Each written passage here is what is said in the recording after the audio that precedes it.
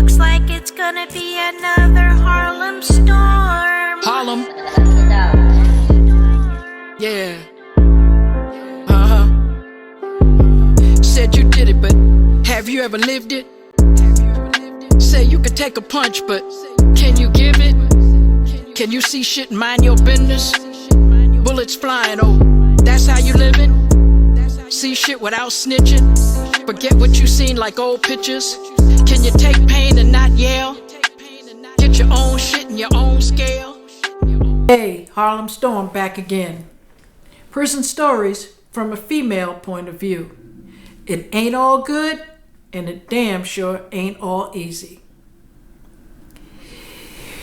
Why prison guards fall in love with inmates. There was an officer, and we used to call him OB. Not OB like OB Trice, just plain old OB. Now, you gotta remember, we're in West Virginia. So they had names like Jed as in Clampett, OB, JT, stuff like that. TK, okay? And the male officers, it made me feel a little uncomfortable having male officers around females. I just knew there was going to be trouble sooner or later with somebody somewhere because of the male-female dynamic. And this one officer, he was okay. He just, he did his job, no more, no less. Well, one day, this blonde bombshell came in, and she was an ex-model, I think, from Jersey. Was it Jersey? No, Cali. That's right, Cali. And she was involved with a big cocaine bust. So, everybody was kind of like curious as to, what was going on with her, because she was like a Playboy bunny, everybody, striking looks, okay? So then we noticed after a period of time, like a couple of weeks, OB is like catering to her. She gets to stay out longer, out of the cells. She gets packs of cigarettes. I didn't smoke. I was lucky. I had problems in prison. My time was not easy. Not easy at all. Okay, I was very against the grain, rebellious. Okay, I didn't want to work. I wanted to do things my way, do my time my way. So the next thing you know, they're sitting on the benches, because in the federal pen, you got a picture, it's like a college campus. Okay, it's maximum security. Okay, but it's huge. There's benches, there's churches. I mean, it's just big. It's a big campus. A lot of property. So Fed's got the money, so why not, right? So they're sitting on the benches and they're talking and it's getting all lovey-dovey. You could see something was going on, right? But the funny part about it is, Obie's married. He's married and has like a couple of like kids. Because a lot of these correctional officers, the town, like a small town in Virginia or Tennessee or Kentucky or whatever, half the town works for the prison system. That's their cash cow, is the penitentiary. That's how they make a living. Okay, so you'll see them have their family around, bring their kids around now and then. You know what I mean? You'll see them walking on the campus like it's a college campus. The only difference is you can't go home. So none of that impressed me. Okay, but I noticed something was going on, and I spoke to the clique that I was in with my friend Chess. I said, "What's going on over here?" Okay. Well, come to find, they got busted. They got busted in prison for having sex in the chapel, no less, okay? And when it got back to the wife, apparently, okay? The reason most of these prison guards fall in love is because their life is like, okay, Deadsville, okay? It's boring, okay?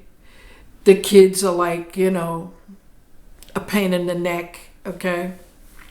And, here's a country guy, never been out of West Virginia, okay? Sees this gorgeous, cosmopolitan, smooth, suave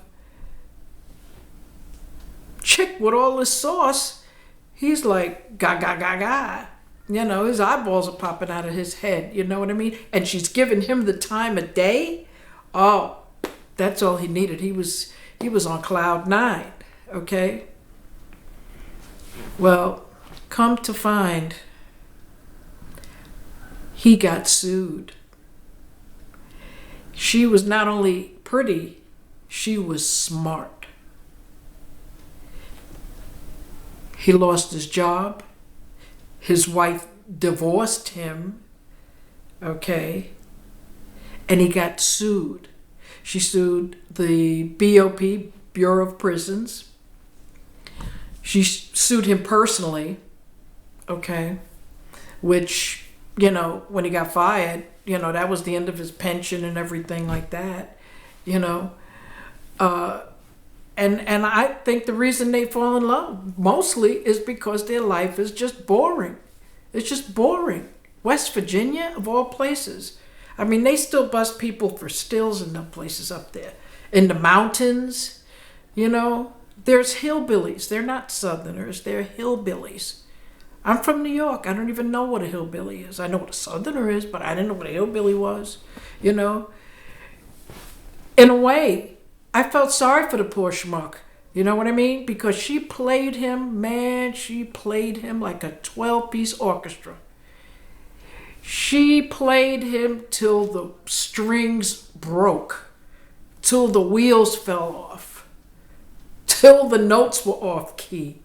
I mean, she left, with a nice piece of change, okay?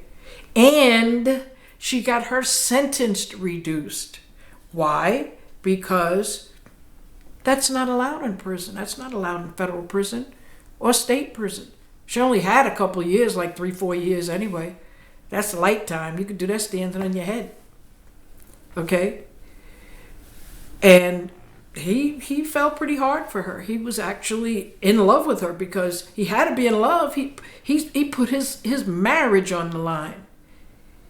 Okay? Marriage on the line. And he believed that they were going to, get divorced, married, and everything was going to be la happily ever after. Okay? I mean, she talked to her little friends. Okay? And word gets around. All right? It's like the game telephone. You whisper to one person's ear. By the time it gets down to the 8th person on the line, it's a whole different story. Okay? But you could see the guy's behavior. Okay? You could see the prison guard, how he's acting. You didn't treat no other inmates like that. Okay? So it was really crazy. And I just couldn't believe that she got less time. I don't know how much less, but they transferred her to another prison, fired him, and that was the end of the story. Okay?